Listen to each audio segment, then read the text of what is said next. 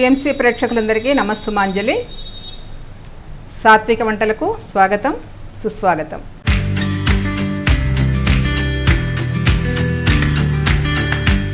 ఈరోజు మనం చేసుకోబోయే వంట కట్టె పొంగలు. ఆ కట్టె పొంగలకు కావాల్సిన పదార్థాలను ఒకసారి చూద్దాము. కప్పు బియ్యం తీసుకోవాలి, పెసరపప్పు, మిరియాలు, జీలకర్ర, నెయ్యి, ఉప్పు. సో ఇప్పుడు మనం తయారు చేసే విధానం తెలుసుకుందాము. ఆ బియ్యము పప్పుని చక్కగా మనం కడిగి పెట్టుకున్నామండి. శుభ్రంగాను 2-3 సార్లు కడగాలి, ఎందుకంటే మట్టి ఉంటుంది కాబట్టి ఆ పప్పు వాటికి శుభ్రంగా కడగాలి. బియ్యము పప్పు కలిపేసి శుభ్రం కడుక్కున్నాం. స్టవ్ వెలిగిద్దాం. దీనిలో మనం ఇప్పుడు వాటర్ పోసుకోవాలండి. 1 గ్లాసుకి 2 గ్లాసులు నీళ్ళు పోసి మనం రైస్ చేసుకుంటాం కదండి, అలా కాకుండా దీనికి 5 గ్లాసులు నీళ్ళు పోయాలి. 1 గ్లాసుకి 5 గ్లాసులు నీళ్ళు పోస్తే చక్కగా అన్నం చక్కగా లూజుగా ఉంటే బాగుంటుంది అనమాట. ఇప్పుడు మనం నీళ్ళు పోసుకుందాం.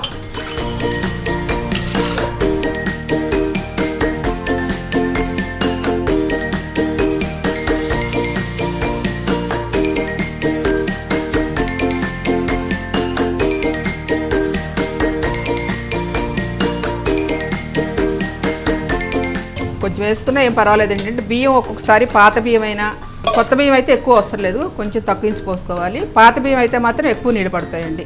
సో ఇది కూడా మనం గమనించవలసిన విషయము. మనం వేయవలసిన పదార్థాలు ఉన్నాయండి. జీలకర్ర ఎక్కువగా వేయాలి, అంటే 2 స్పూన్లు జీలకర్ర వేసుకోవచ్చు. మిరియాలు, ఉప్పు 1 స్పూన్ పడుతుంది. కొంచెంగా నెయ్యి వేసుకోవచ్చండి. ముందర వేసేసి తర్వాత మళ్ళీ ఇంకా నెయ్యి వేయాలి. నెయ్యి ఎంత బాగుంటే అంత బాగుంటుంది కట్టె పొంగలి.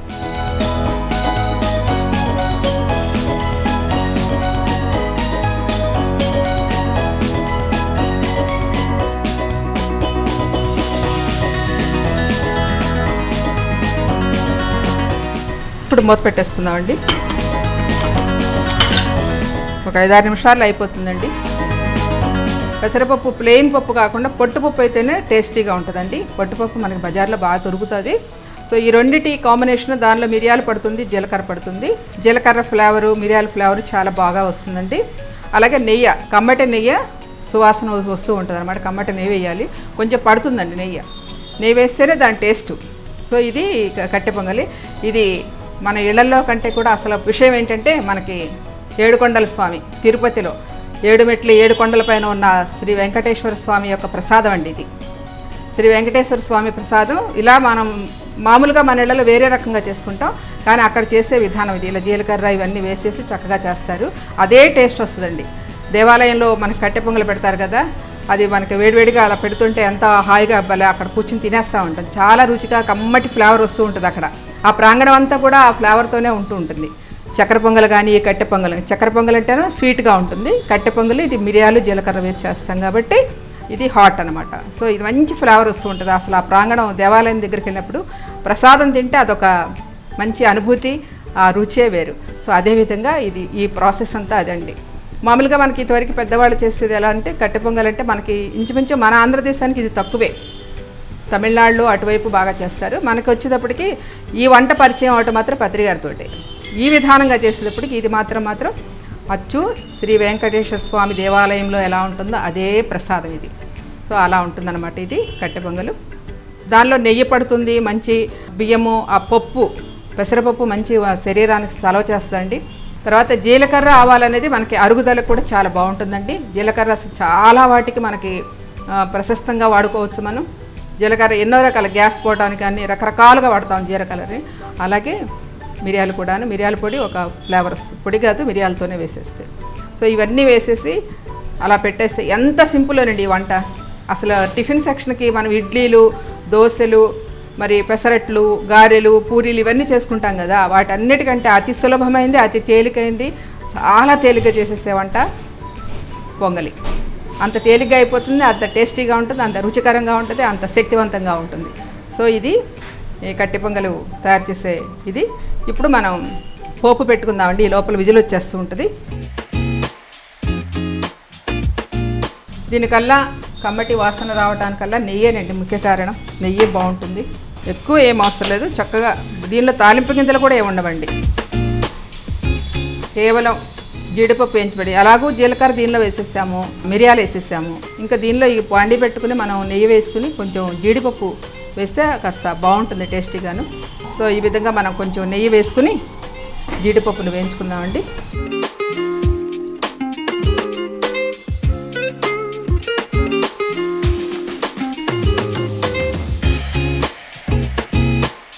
కొంచెం నెమ్మదిగా వేయించుకుంటే చక్కగా గోల్డిష్ వస్తుంది.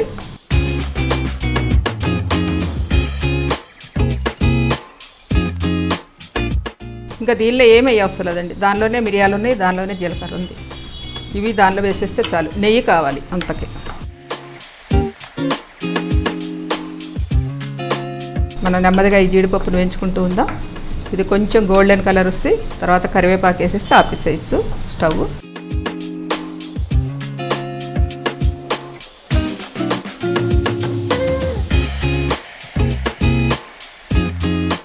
ఆ ఉడుకుతూ ఉంటేనే కమ్మని ఫ్లేవర్ వస్తుంది. జీలకర్ర ఫ్లేవరు, మిరియాల ఫ్లేవరు దేనికి దానికే భలే తెలుస్తుందండి. జీలకర్ర ఫ్లేవర్ తెలుస్తుంది, మిరియాల ఫ్లేవర్ తెలుస్తుంది, అదేవిధంగా పెసరపప్పు ఫ్లేవర్ కూడా తెలుస్తుందండి. చాలా బాగుంటుంది. ఒక 2 విజిల్స్ రాగానే కట్టేయచ్చండి. ఎందుకంటే పెసరపప్పు చాలా సున్నితమైంది కాబట్టి తొందరగా ఉడికిపోతుందండి. ఏం పెద్ద విశేషం కాదు. కొంచెం నీరు వేసాం కాబట్టి కాస్తంత టైం పడుతుంది.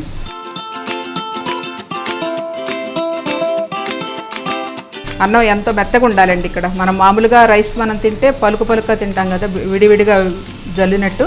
అలా కాకుండా ఇది కొంచెం ముద్దగా ఉండాలి.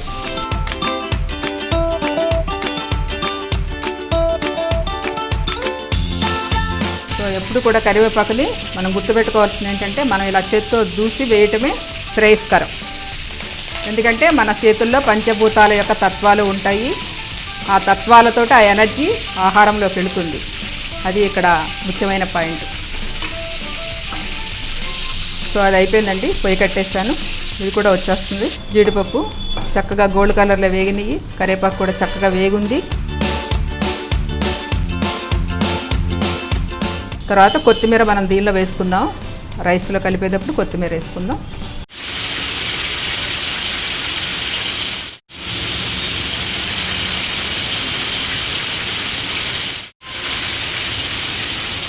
విజిల్ వచ్చేస్తుందండి. అయిపోయింది. కొంచెం ఆవిరిపోతే మనం అది తీసేసి ఈ పోపుని దానిలో కలిపేసుకుందాం. ఒక 2 విజిల్స్ వస్తే సరిపోతుందండి. అది అని రైస్ కొంచెం ఏమైనా అందులో నీరున్నా కూడా లాగేస్తుంది ఈ హీట్కి.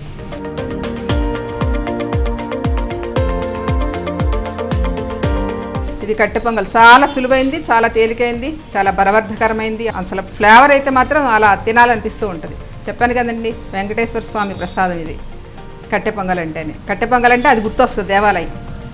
సో ఇది మాత్రం పత్రిగారి దగ్గర బాగా నేర్చుకున్నాను. అది రాను రాను మనకి ఇంకా కాస్త ఫస్ట్లో మనకి కొంచెం తెలియగానే కానీ రాను రాను మా ప్రాక్టీస్లో కూడా ఇంకా మంచిగా ఏదైతే వస్తుంది అన్న విషయాలు కూడా బాగా తెలుస్తూ ఉంటాయి. సో బాగా ప్రాక్టీస్ అయిపోయింది. కానీ టిఫిన్ సెక్షన్లో మాత్రం చాలా తేలికైంది. ఎంత సునాయాసంగా చేసేయచ్చు. శుభ్రంగా బియ్యం కడిగేసేయచ్చు, అందులో అన్నీ వేసేయచ్చు, పొయ్యి మీద పెట్టేయచ్చు, హ్యాపీ మన పనులన్నీ చేసుకోవచ్చు. చివరికి వచ్చి అది మనకు అది అవసరమైతేనే ఆ జీడిపప్పు కూడా, లేకపోతే అది కూడా అవసరం లేదు. హ్యాపీగా కొంచెం నెయ్యి వేసేసుకుని కలుపుకుని కొత్తిమీర వేసుకుని ఎంజాయ్ చేయొచ్చు. అది కట్టె పొంగలి ఎంత సునాయాసమైంది, తేలికైంది. మరి అసలు ఆ ఫ్లేవరే నిజంగా చాలా బాగుంటుందండి. ఓకేనండి, విజిల్ వస్తుంది. కొంచెం సేపు పడదాం. జీడిపప్పు కూడా చక్కగా దోరగా వేగి చాలా నీట్గా కనపడుతున్నాయి. మనం ఇదొక్కటి ఆవిరి వచ్చేస్తే మనకు ఆ కుక్కర్లో ఇది వేసేసుకుందాం పోపు. అన్నీ వేసేసాము. ఉప్పు వేసాము, జీలకర్ర వేసాము, మిరియాలు వేసాము, నెయ్యి వేసాము. ఆ ఫ్లేవర్తో అన్నం అంతా ఉడుకుతుంది. పైన కొంచెం ఫ్లేవర్ నెయ్యి వేసేస్తే ఫినిష్ అయిపోతుంది. మార్నింగ్ బ్రేక్ఫాస్ట్కి హెవీగానే అనిపించినట్టు అనిపిస్తుంది, కానీ మామూలు సమయానికి మంచిగానే ఆకలేసేస్తుంది అనుకుంటాం. కానీ కొద్దిగా హెవీగా అనిపించినా 1 గంట లేటుగా చేస్తాం భోజనం. అంతకంటే ఏముంది, హెవీ ఫుడ్డే. ఎందుకంటే ఆయిల్ పడుతుంది, పెసరపప్పు, రైస్ ఉంటుంది కాబట్టి, రైస్ అనేది కార్బోహైడ్రేట్స్ ఎక్కువ ఉంటాయి కాబట్టి కొంచెం బలంగానే ఉంటుంది. ఇడ్లీలు దోశలు అంతా తేలిగ్గా ఉండదు, కొద్దిగా హెవీగానే అనిపిస్తుంది. బట్ అయినా మరి మంచి టేస్ట్ కదా, ఆ టేస్ట్ని మనం మధ్యాహ్నం వరకు ఆస్వాదించవచ్చు చక్కగా. రైస్ అయిపోయింది, విజిల్ కూడా వచ్చేస్తుంది మనకి. ఒకసారి విజిల్ తీసేద్దాం, పెట్టుకుందాం. చక్కగా మనం ఒకసారి మూత తీద్దాం. ఓ కమ్మటి వాసన వస్తుంది, రెడీ.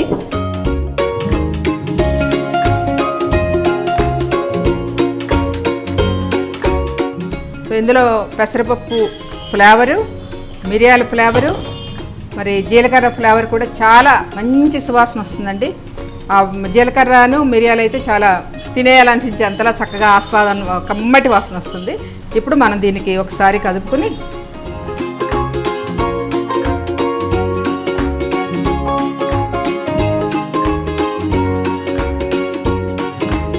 ఓ బాగుందండి, చక్కగా వచ్చేస్తుంది. చూసారా ముద్ద ముద్దగా.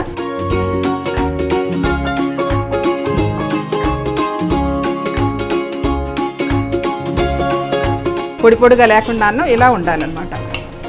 సో ఇలా ఉంది. ఇప్పుడు దీన్ని మనం ఒకసారి జీడిపప్పు కొద్దిగా ఉంచుకుంటే పైకి, ఇది మనం దీనిలో కలిపేసుకుందాం. ఇప్పుడు కొంచెం కొత్తిమీర కూడా వేసేద్దాం. కొత్తిమీర, కరివేపాకు అన్నీ ఇలాగా మనం చేత్తో చేస్తే వేయటమే చాలా బాగుంటుంది. మంచి వాసన వస్తుందండి, కమ్మటి వాసన. రెడీ తినటానికి.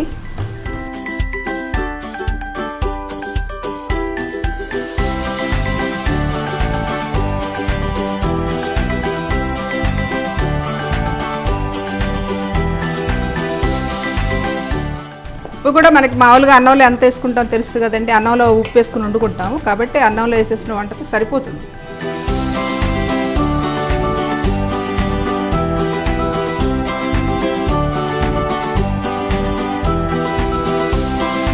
సరే, నెయ్యి ఫ్లేవర్ అలా తగులుతుంటే అది చూడండి అలా ఉంటుంది. అంటే ఒకరోజు 2 రోజులు తిన్నా, తినేదేదో టేస్టీగా తినాలి కదా.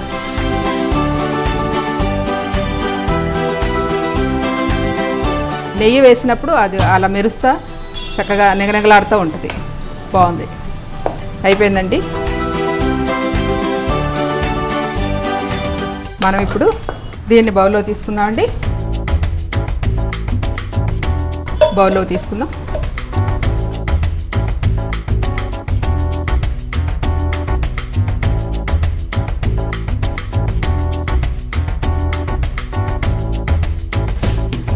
చూసారా అలా ఆయిల్, నెయ్యి కమ్మటి వాసన వస్తూ కనపడుతుంది కంటికి.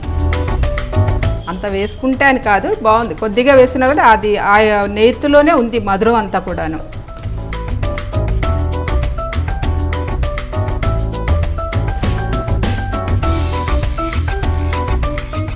ఒకసారి మనం ఈ యొక్క జీడిపప్పును కొంచెం ఉంచుకున్నాం కాబట్టి ఈ పైన అలా పెట్టుకుందాం. పత్రిగారికి మాత్రం పరమాద్భుతం.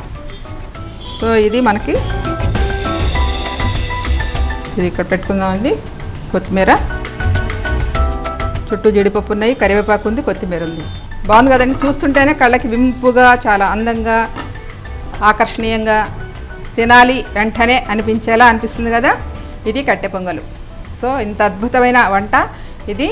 శ్రీ వెంకటేశ్వర స్వామి ప్రసాదం.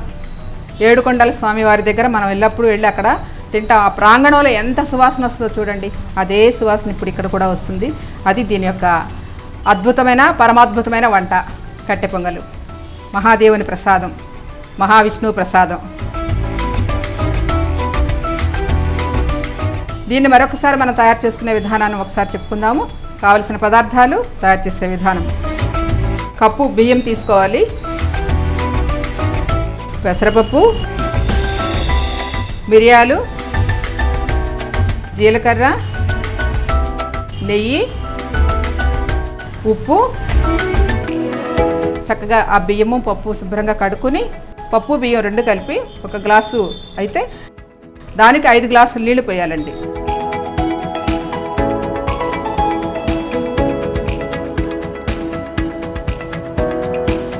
దానిలో కొంచెం జీలకర్ర వేసి,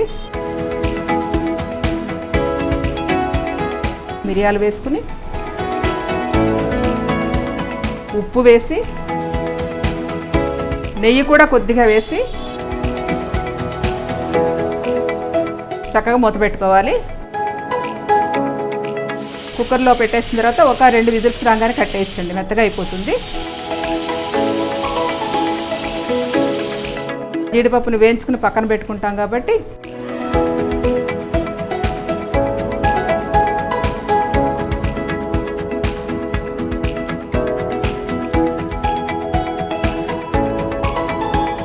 మూత తీసేసిన తర్వాత దానిలో ఈ జీడిపప్పు, ఆ నెయ్యి కూడా ఇంకొంచెం పడుతుంది. నెయ్యి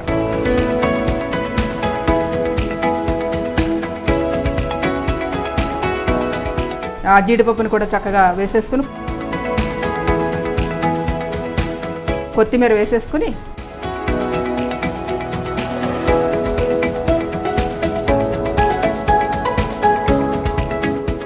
ఇలా డిష్లో తీసుకుని